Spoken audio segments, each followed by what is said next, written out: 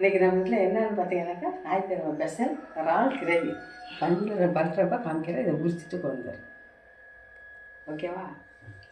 இப்போ காய் பண்ணணும். இறால் கறி நல்லா படம் எல்லாத்தையும் எடுத்து சுத்தமாக கழிச்சிங்க. ஆனால் இறால் தனியாக கழிச்சு அதனால தனியாக வச்சுருக்கேன். அதுக்கு வெங்காயம் போட்டுங்க. எண்ணெய் ஊற்றி சோப்பு போட்டு கருப்பு போட்டு தாச்சி வெங்காயம் போட்டு வச்சுட்டு இறால் போட்டு எல்லாம் சொல்கிறது பாரு.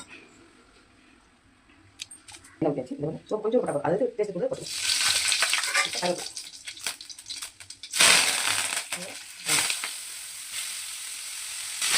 இது வளர்க்குறப்ப இது வந்து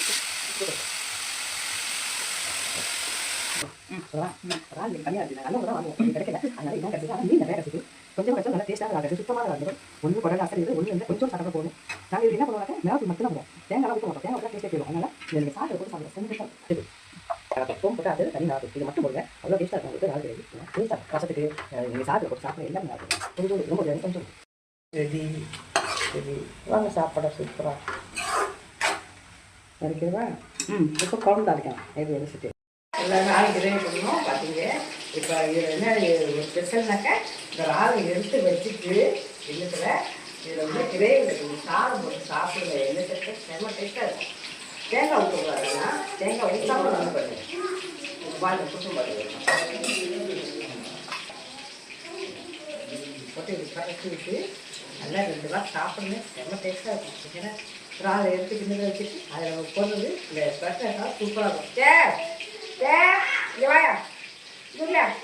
இங்கே வா. இறால் பேர் தான் சொல்லுங்கயா. சீக்கிரம் வா. இந்தா இது பேர் இறால் பழக்கம் கையில் வைக்கிறியா?